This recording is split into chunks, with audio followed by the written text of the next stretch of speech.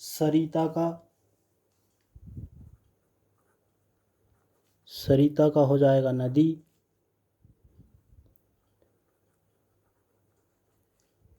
अरण्यम का हो जाएगा काननम। तो ये संभावना पूरी है कि इसी में से पूछा जाएगा। तो ये विलोम शब्द है और ये पर्यायवाची शब्द है। अगले प्रश्न में पूछता है प्रश्नानाम उत्तराणि पूर्ण वाक्येन लिखत। प्रश्नों के उत्तर पूर्ण वाक्य में लिखिए। तो हम सेम उसी की पुस्तक से देखते हैं।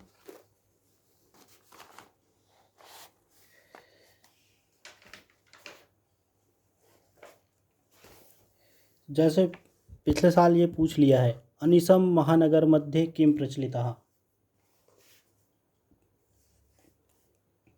अनिशम महानगरे किम प्रचलितः। महानगरों में रात दिन क्या चलता है? तो क्या चलता है? कालायश चक्रम।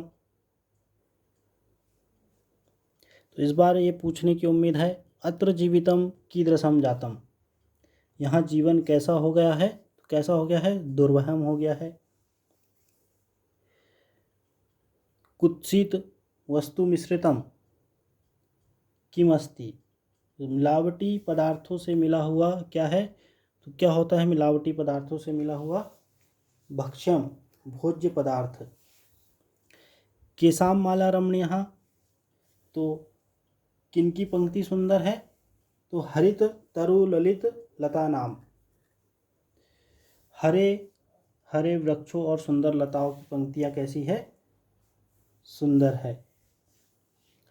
तो इस बार दो प्रश्न हैं, अत्र जीवितम कीदृशम जातम और केसाम माला रमणीयः। ये दो प्रश्नों को अच्छे से पढ़ के जाइएगा पहले पाठ से। दूसरा है अधोलिखितानां प्रश्नानां उत्तराणि संस्कृत भाषाया लिखत।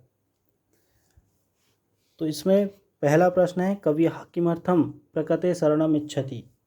कवि किस लिए प्रकृति की शरण में जाना चाहता है? इस बार आ सकता है ये। दूसरा प्रश्न ये इम्पोर्टेंट लग रहा है, अस्माकं पर्यावरणे किम किम दूषितम अस्ति। हमारे पर्यावरण में क्या क्या दूषित है? तो हमारे पर्यावरण में क्या क्या दूषित है? वायुमंडलम, जलम, भक्ष्यम, धरातलम च दूषितम अस्ति, है ना, ये वाला।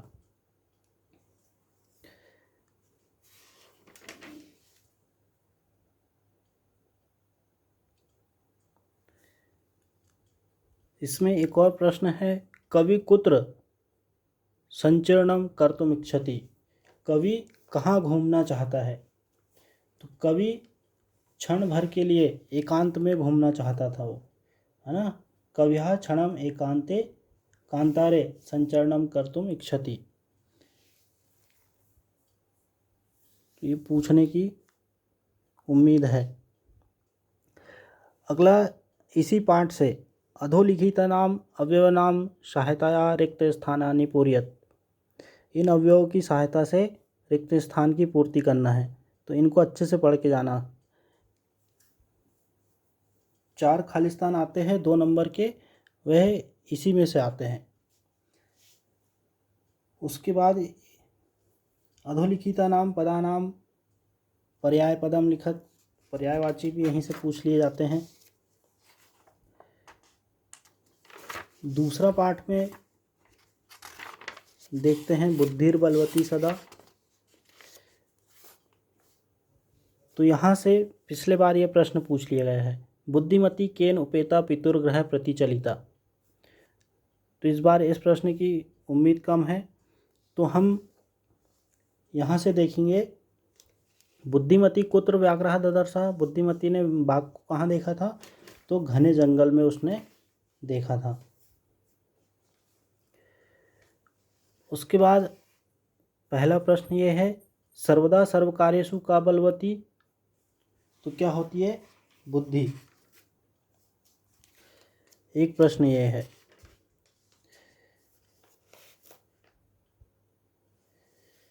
अगला प्रश्न देखते हैं।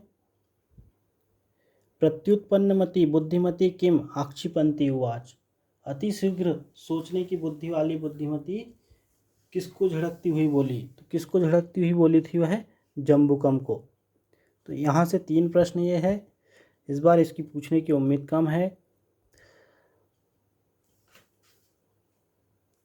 ये आ सकता है। व्याघ्रः किम विचारे पलायितः। बाघ क्या सोचकर भागा था? तो बाघ यह सोचकर भागा था कि यह कोई बाघ को मारने वाली है। व्याघ्रः व्याघ्रमारी काचिद यम इति विचार्य पलायितः।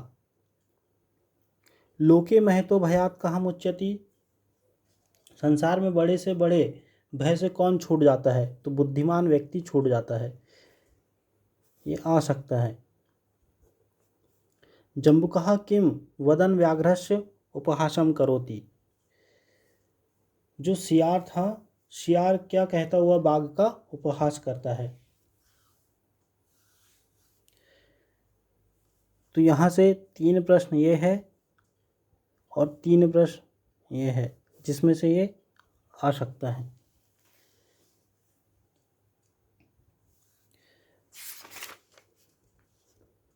यहीं पर से आपको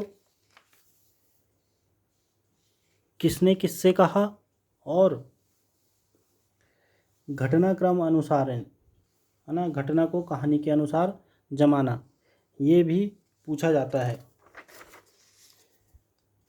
पिछले बार ये पूछा था यहाँ से, भवान कुतः भयात् पलायितः। तो ये किसने कहा था? श्रृगाल ने कहा था बाघ से। आप कहाँ से डर के मारे भाग आए हो? भवान कुतः भयात् पलायितः। आप कहाँ से डर के मारे भाग आए हो? तो ये किसने कहा था? श्रृगाल ने कहा था। किससे? बाघ से कहा था, व्याघ्रः। तो यहाँ से ये घटनाक्रमानुसार है, इसको अच्छे से पढ़ के जाइएगा। इसी में से 4 दे देता है। ये इसी में पर्याय पदम दिए हुए हैं, विपरीतार्थ विलोम पद दिए हुए हैं।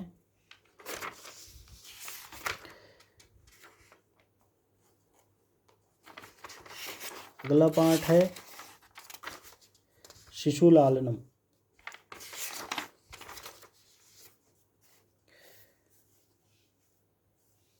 शिशुलालनम में से पिछले बार प्रश्नोत्तर में से कुछ नहीं पूछा गया था। इस बार पूछने के पूरे चांस है।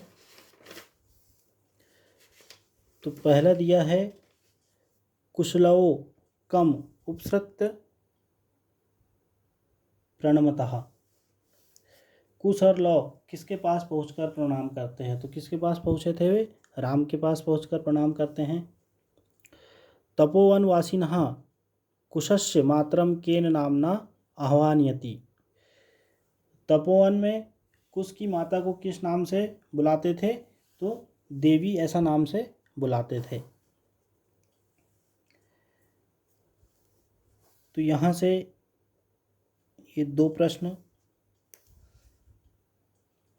केन संबंधेन वाल्मीकि लवकुशयो गुरु। किस संबंध के कारण वाल्मीकि लवकुश के गुरु थे? तो किस संबंध के कारण थे वे?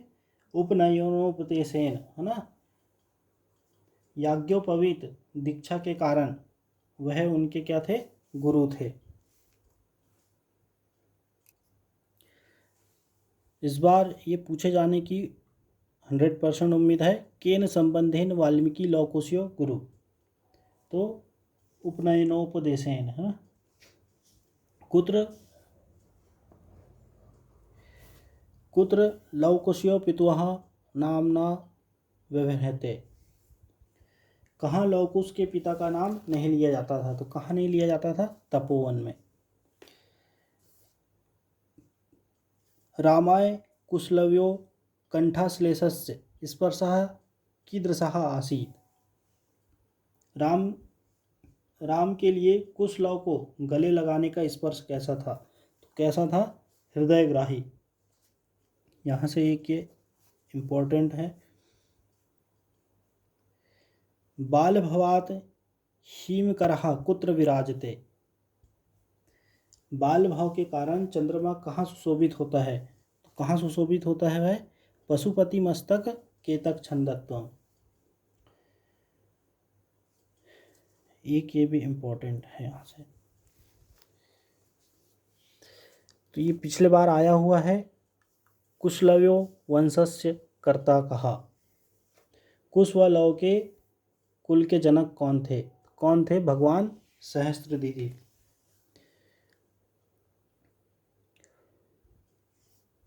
तो इस बार यहाँ से आने की उम्मीद ये 3 प्रश्न में अधिक बनती है। अगला यहाँ से आता है अधोलिखितानि वाक्यानि कहा कम प्रति कथयत। तो इसको अच्छे से पढ़ के जाइएगा, ये पिछले बार पूछ लिया गया है। किम कुपिता एव भणति उत प्रकृति स्था। क्या क्रोधित होकर ऐसा कहती है या स्वाभाविक रूप से? यह किसने कहा था? विदूषक ने कहा था कुश से।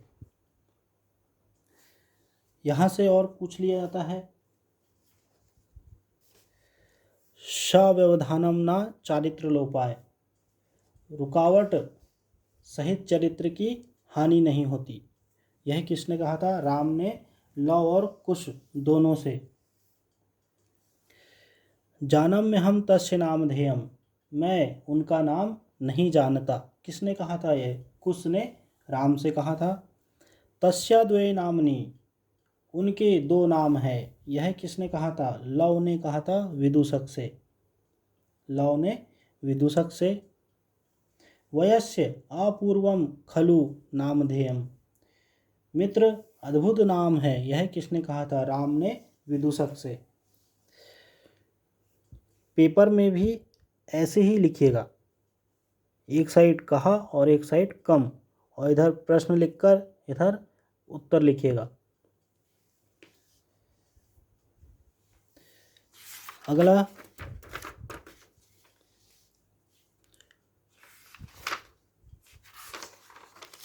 पाठ है जननी तुल्य वत्सला। यहाँ से पिछले बार प्रश्नोत्तर में 2 प्रश्न पूछे गए थे। पहला है दुर्बले सुते कस्याः अधिका कृपा भवति। दुर्बल पुत्र पर किसकी अधिक कृपा होती है? तो माता की होती है। और यहाँ से पूछा गया था सुरभि इंद्रस्य प्रश्नस्य किम उत्तरम ददाति। सुरभि इंद्र के प्रश्न का उत्तर क्या देती है? तो पहला प्रश्न देखते हैं। वृषभः दीनः इति जानन्नपि कः तं नूदन आसीत्। बैल दीन है यह जानते हुए भी कौन उसको हाँक रहा था? कौन हाँक रहा था उसको? कृषकः। वृषभः कुत्र पपात। तो बैल कहाँ गिर गया था? तो बैल क्षेत्रे खेत में गिर गया था। दुर्बले सुते कस्या अधिका कृपा भवति। तो ये माता की अधिक कृपा होती है। कयो एकः शरीरेण दुर्बलः आसीत्। कौन 2 में से एक शरीर से दुर्बल था? बलिवर्धयो दोनों बैलों में से। इस बार ये आईएमपी और घ नंबर आईएमपी 2 प्रश्न इधर के आ सकते हैं। कृषकः किम करोति स्म। किसान क्या कर रहा था? तो कृषकः बलिवर्धाभ्याम क्षेत्र कर्षणम करोति स्म। किसान 2 बैलों से खेत की जोताई कर रहा था। दूसरा है माता सुरभिः किमर्थम आश्रुणी मुच्यते स्म। माता सुरभि किस लिए आंसू बहा रही थी? तो भूमोपतिते स्वपुत्रम दृष्ट्वा माता सुरभि आश्रुणी मुच्यते। भूमि पर गिरे हुए अपने पुत्र को देखकर सुरभि माता आंसू बहा रही थी। सुरभि इंद्रस्य प्रश्नस्य किम उत्तरम ददाति। सुरभि इंद्र के प्रश्न का क्या उत्तर देती है? क्या उत्तर दे रही थी वह? हे वासव अहम पुत्रस्य दैन्यम दृष्ट्वा रोदमी इति, है ना, मैं अपने पुत्र की दीनता को देखकर रो रही हूँ, ऐसा। तो यहाँ से ये का नंबर, घा नंबर और का और खा।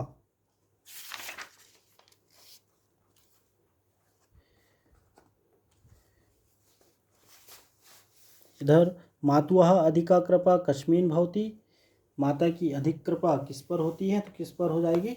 दुर्बले सुते, दुर्बल पुत्र पर। इंद्रः दुर्बल वृषभस्य काष्ठानि अपाकर्तुं किम कृतवान, क्या किया था उसने? वर्षा कर दी थी, वृष्टिम। जननी कीदृशी भवति, माता कैसी होती है? तो माता तुल्यवत्सला भवति, ये भी IMP।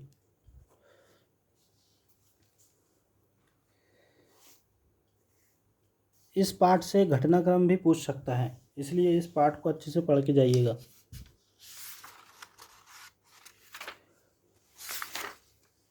अगला पाठ है सुभाषतानी। यहाँ 2024 पिछले साल एक प्रश्न पूछा गया था, अस्माभिः कीदृशः वृक्षः सेवितव्यः, हमारे द्वारा कैसे वृक्ष का आश्रय लेना चाहिए? तो हमारे द्वारा फल और छाया से युक्त वृक्ष का आश्रय लेना चाहिए। अस्माभिः फलछाया समन्वितः महावृक्षः सेवितव्यः। तो यहाँ से इस बार पूछेगा ही पूछेगा, मनुष्याणाम महान रिपुः कः, मनुष्य का सबसे बड़ा शत्रु कौन है? तो मनुष्य का सबसे बड़ा शत्रु कौन है? आलस्य। गुणी किम व्यक्ति, गुणवान क्या जानता है? तो गुणवान गुण को जानता है, गुणों को जानता है। केसाम संपत्तो च विपत्तो च महताम एक रूपता, किसको संपत्ति और विपत्ति में समानता रहती है? तो किसको रहती है? महताम को, है ना, महान लोगों को। पशुना अपि कीदृशः गृह्यते, पशुओं के द्वारा भी कैसा ग्रहण किया जाता है? तो कही हुई बात का अर्थ, उदितो अर्थः। उदय समय अस्त समय च कः रक्तः भवति, उदय के समय और अस्त के समय कौन लाल होता है? कौन होता है? सविता, सविता मतलब सूर्य। केन समः बंधुः नास्ति, किसके समान मित्र नहीं है? उद्यमेन, परिश्रम के समान, परिश्रम के समान मित्र नहीं है। वसंतस्य गुणम कः जानाति, वसंत के गुण को कौन जानती है? तो पिकः, कोयल जानती है। बुद्धिः कीदृशः भवति, बुद्धियाँ कैसी होती है? तो बुद्धिः परिंगित ज्ञान फलः भवति, बुद्धि दूसरों के संकेतजन्य ज्ञान रूपी फल देने वाली होती है। नराणाम प्रथमः शत्रु कः, मनुष्यों का पहला शत्रु कौन है? क्रोध। सुख्यः सख्यम केन सह भवति, विद्वानों की मित्रता किनके साथ होती है? तो विद्वानों की मित्रता विद्वानों के साथ होती है। तो यहाँ से हमको पहला,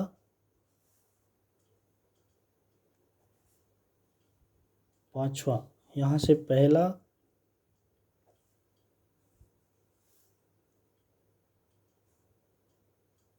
इनको अच्छे से पढ़ के जाइएगा।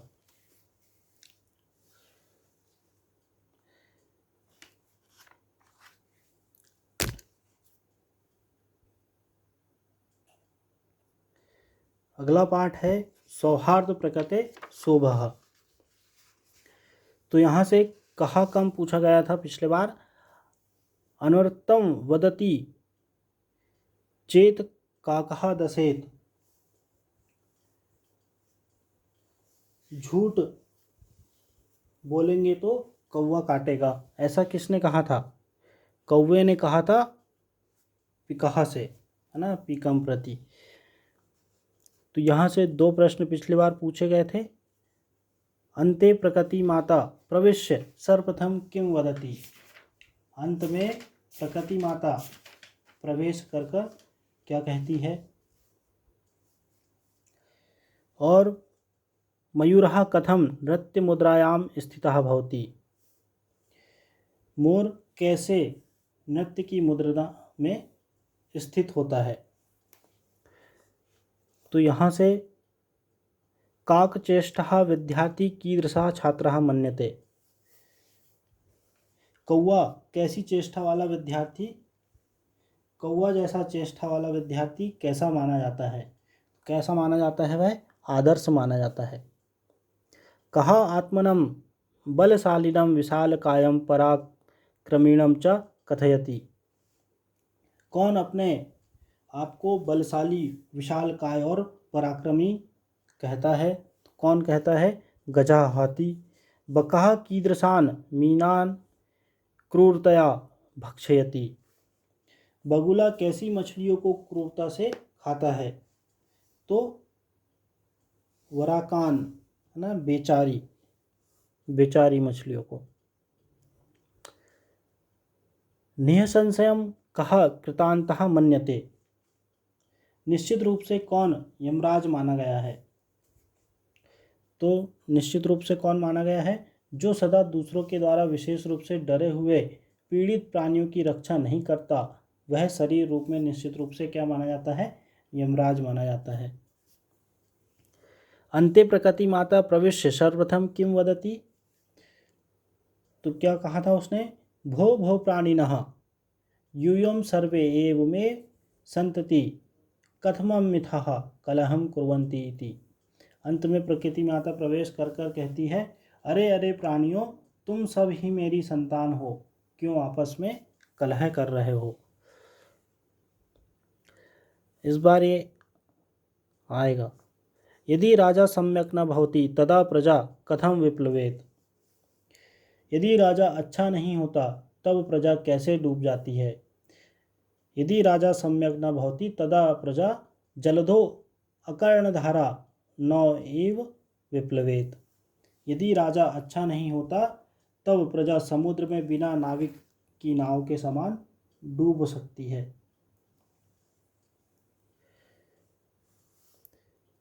ये भी IMP है, ये भी आएगा। मयूरः कथम नृत्य मुद्रायाम स्थितः भवति। मोर कैसी नृत्य की मुद्रा में स्थित होता है। तो मयूरः पिच्छानुद्घाट्य नृत्य मुद्रायाम स्थितः भवति। मोर पंखों को फैलाकर नृत्य की मुद्रा में स्थित होता है। तो यहाँ से यदि राजा सम्यक न भवति इसको, और मयूरम कथम नृत्य मुद्रायाः स्थितः भवति, इनको अच्छे से पढ़ के जाना है।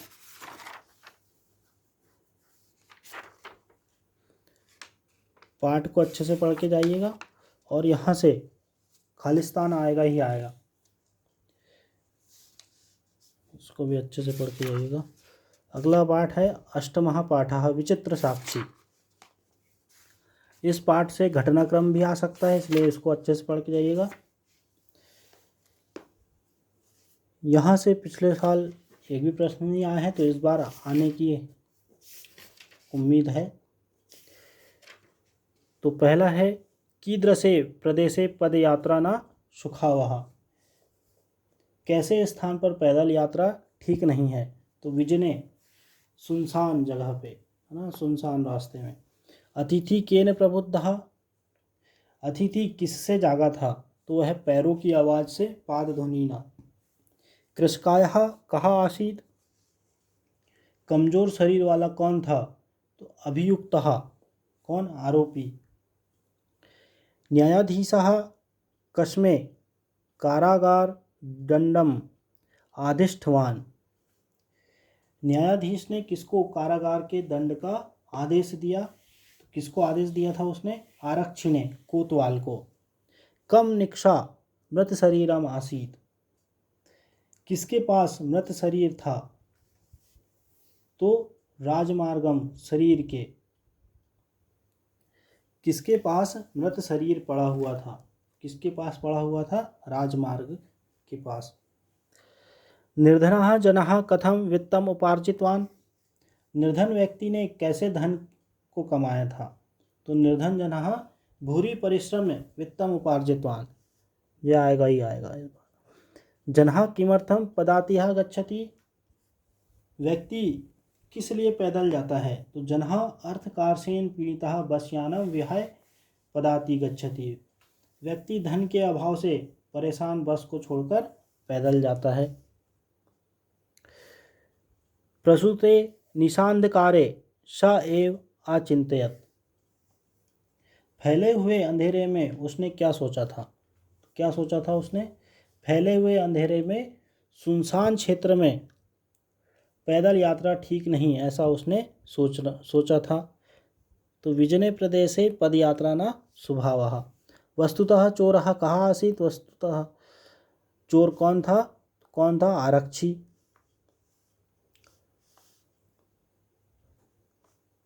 यहाँ से 3 ये और ये पहला नंबर, इनको अच्छे से पढ़ के जाइएगा, पाठ को अच्छे से पढ़ के जाइएगा। यहाँ से घटनाक्रम भी आ सकता है। अगला पाठ है 9वां पाठः सुक्तयः। यहाँ से पिछले साल ये प्रश्न पूछा गया था, पिता पुत्राय बाल्ये किम यच्छति, पिता पुत्र को बाल्यकाल में क्या देता है। तो विद्या धन देता है।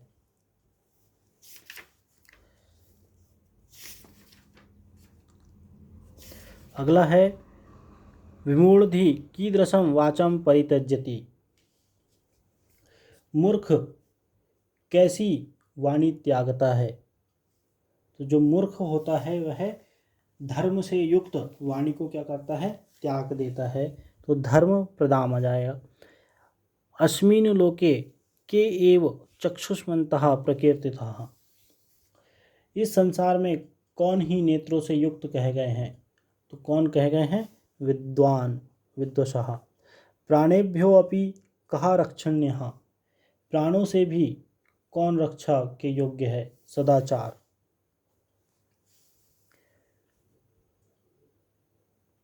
तो यहाँ से तीनों इम्पोर्टेंट हो जाएंगे, चारों।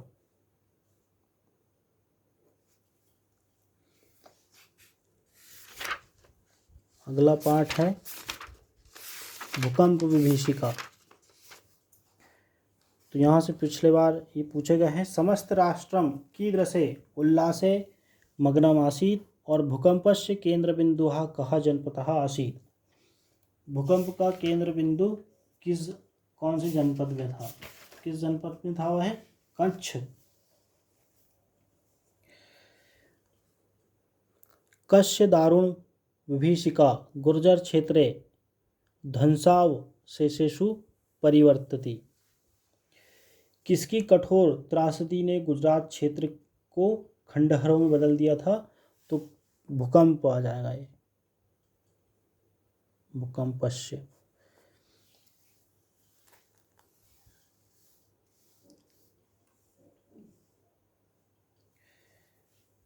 कस्य उपशमनस्य स्थिरोपायः नास्ति, किसकी शांति का स्थायी उपाय नहीं है। तो यहाँ पर भी क्या आ जाएगा, भूकंपस्य आ जाएगा।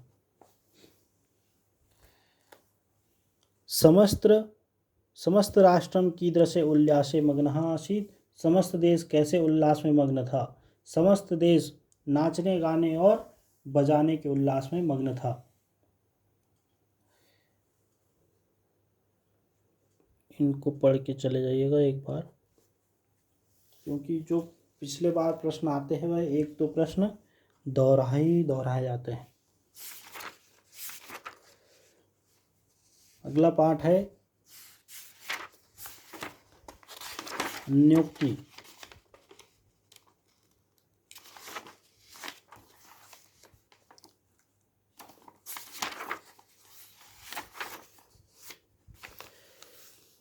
यहाँ से भी पिछले बार 2 प्रश्न पूछे गए थे।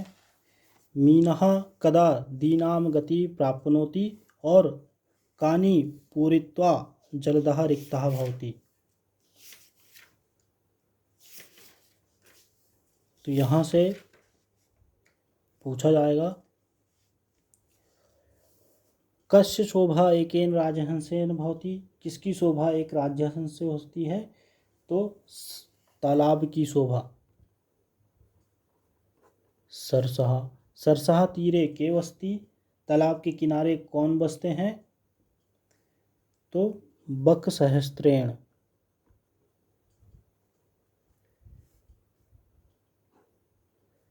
हजारों बगुले, जे आएगा।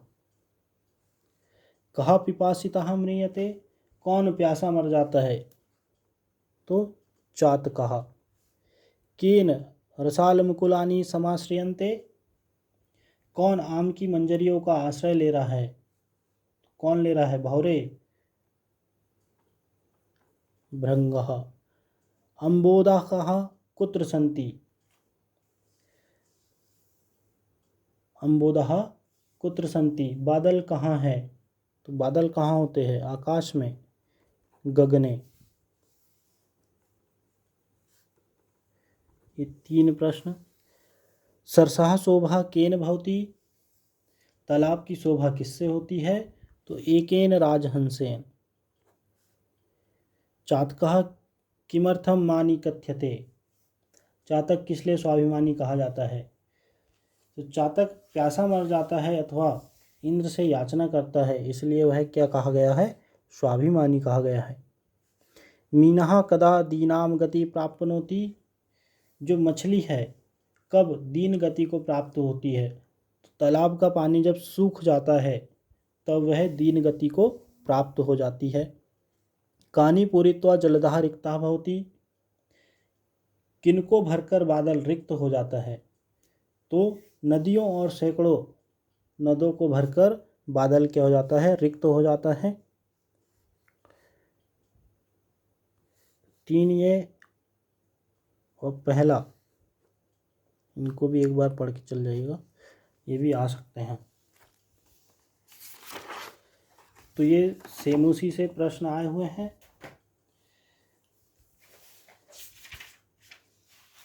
जितना बताया है उतना तो पढ़ के चले ही जाइएगा। अगला है घटनाक्रम। घटनाक्रम आपको आता है तो एक बार इसको पढ़ के चले जाइएगा। व्याघ्रः व्याघ्रमारी इयमिति मत्वा पलायितः, बाघ को मारने वाली ऐसा मानकर शेर डर से परेशान मन वाला होकर क्या हो गया था? भाग गया था। प्रत्युत्पन्नमतयः सह श्रृगालम आक्षिपन्ति उवाच, अतिशीघ्र सोचने की बुद्धि वाला वह सियार को झिड़कती हुई अंगुली से डांटती है। जम्बुक कृतोत्साह व्याघ्रः पुनः काननम आगच्छत, सियार के उत्साहित करने पर बाघ पुनः जंगल में आता है। मार्गे सा एकम व्याघ्रम अपश्यत, मार्ग में एक बाघ देखा गया। व्याघ्रम दृष्ट्वा सा पुत्रो ताड़यन्ती उवाच, अधुना एकमेव व्याघ्रः विभुज्य भुजताम, बाघ को आता देखकर उसने दोनों पुत्रों को थप्पड़ मारकर कहा, यह एक ही है, आधा आधा बांटकर खा लो। बुद्धिमती पुत्र द्वयेन उपेता पितुर्गृह प्रति चलिता, बुद्धिमती 2 पुत्रों के साथ पिता के घर जाती है। तम व्याघ्रत्रयम आनेतुम प्रतिज्ञाय एकमेव आनितवान, तुम 3 बाघ लाने वाले थे लेकिन एक लाकर दे रहे हो। गलबंद श्रीकाल कहा व्याघ्रः पुनः पलायितः, गले में बंधा हुआ शियार तथा बाघ फिर से भागा। ये उसके उत्तर दिए हुए हैं, तो इसको अच्छे से पढ़ के चले जाइएगा। अगला पाठ जननी तुल्यवत्सला में से है ये। कश्चित कृषकः बलिवर्धाभ्याम क्षेत्रकर्षणम कुर्वन् आसीत्, कोई किसान 2 बैलों से खेत की जुताई कर रहा था। सह हल मूढ़वा गंतुमक्ष क्षेत्रे पपात, वह बैल हल उठाकर चलने में असमर्थ होकर खेत में गिर गया। भूमोपतितं स्वपुत्रं दृष्ट्वा सर्वधेनूनां मातुः सुरभे नेत्राभ्याम आश्रुणी आविरासन, भूमि पर गिरे हुए अपने पुत्र को देखकर सभी गायों की माता सुरभि की दोनों आंखों में आंसू आ गए। अयि शुभे किमेव रोदिसी, अरे कल्याणकारिणी क्यों ऐसे रो रही हो। भो वासव पुत्रस्य दैन्यम दृष्ट्वा अहम रोदमी, हे इंद्र पुत्र की दीनता को देखकर मैं रो रही हूँ। गच्छ वत्से सर्वभद्रम जायते, जाओ पुत्री सबका कल्याण हो। अपत्येषु च सर्वेषु जननी तुल्यवत्सला, सभी संतानों के प्रति माता समान रूप से प्यार करने वाली होती है।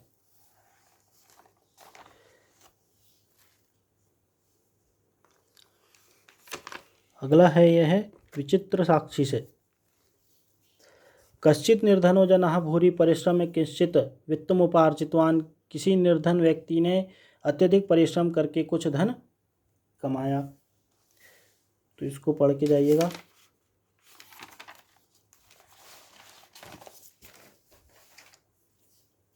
अगला आता है वाच्य परिवर्तन।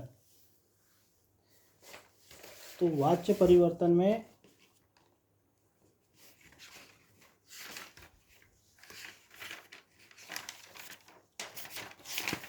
तीन प्रकार के वाच्य होते हैं, कर्तृवाच्य, कर्मवाच्य और भाववाच्य।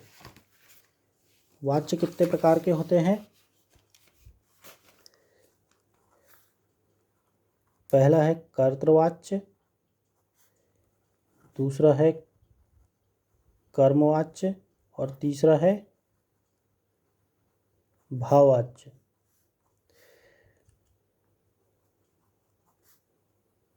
तो इनमें क्या क्या होता है? कर्ता, कर्म और क्रिया। तो कर्तृवाच्य में कर्ता हमेशा प्रथमा विभक्ति का होता है, कर्तृवाच्य में कर्म द्वितीया विभक्ति का होता है और क्रिया किसके अनुसार चलती है? कर्ता के अनुसार, मतलब प्रथमा विभक्ति का होगा। कर्म में कर्ता तृतीया विभक्ति का होता है, कर्म में कर्म प्रथमा विभक्ति का होता है और यहाँ पर क्रिया कर्म के अनुसार चलती है अर्थात प्रथमा विभक्ति की होगी। भाव में कर्ता तृतीया विभक्ति का, इसमें कर्म नहीं होता है, क्रिया प्रथमा विभक्ति की होती है। तो यहाँ से प्रश्न पूछा जाता है, जैसे पिछले बार पूछा गया था, छात्रः ग्रंथम पठति, इसको चेंज करना था कर्मवाच्य में। किस में चेंज करना था? कर्मवाच्य में चेंज करना था। तो ये क्या है? कर्ता है, ये क्या है? कर्म है और पठति क्या है? क्रिया है। तो कर्ता में कौन सी विभक्ति होती है? तृतीया विभक्ति होती है। तो छात्र की तृतीया विभक्ति क्या बनेगी? छात्रेण ग्रंथम, और क्रिया किसके अनुसार चलती है? प्रथमा विभक्ति के अनुसार। तो क्या बनेगा? पठति, छात्रेण ग्रंथम पठति।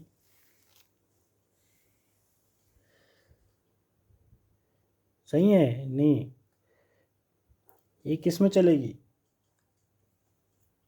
आत्मनेपदी में चलेगी। तो क्या बनेगा? पठ्यते। क्या बन जाएगा? पठ्यते। कर्मवाच्य की क्रिया किस में चलती है? आत्मनेपद में चलती है। भाववाच्य की भी क्रिया किस में चलती है? आत्मनेपद में चलती है। और कर्तृवाच्य की क्रिया परस्मै पद में चलती है। किस में चलती है? परस्मै पद में, और ये आत्मनेपदी चलती है।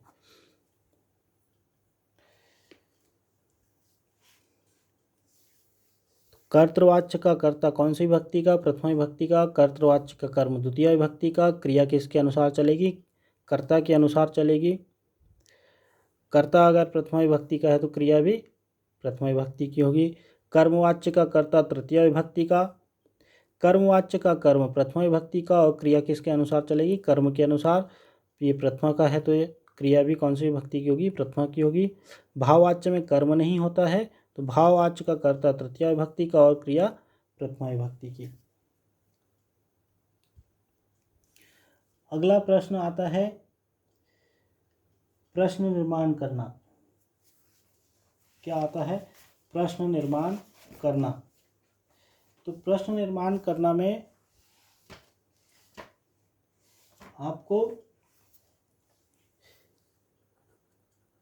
किम की विभक्ति याद करना पड़ेगा। तो इसमें हिंदी अर्थ अगर बनता है तो हिंदी अर्थ निकालो, उसके बाद प्रश्न निर्माण करो। तो कीदृशम, कैसा,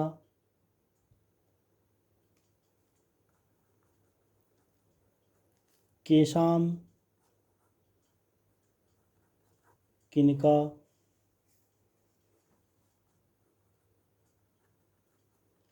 कस्मात, किससे, कस्या, किसकी,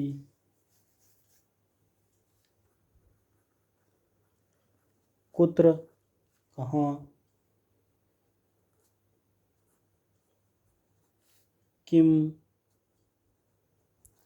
क्या, के, कौन।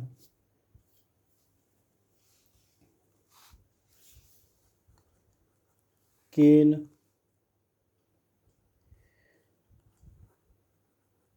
किससे, इनमें से ही पूछा जाता है। अगला पूछा जाता है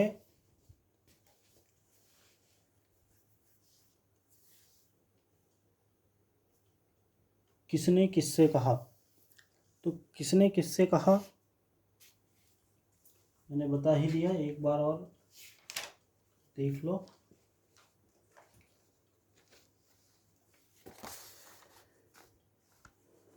जैसे सव्यवधानम न चारित्र लोपाय, किसने कहा था? राम ने लव कुश से कहा था, रुकावट सहित चरित्र की हानि नहीं होगी।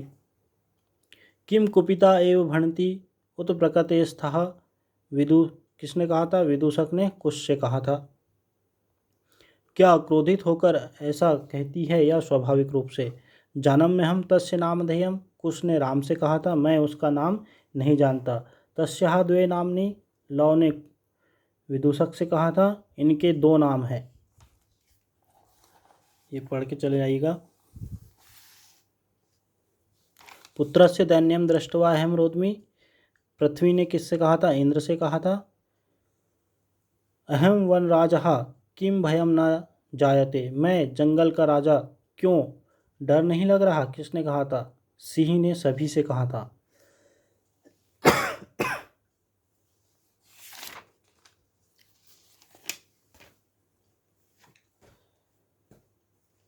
अगला पूछा जाएगा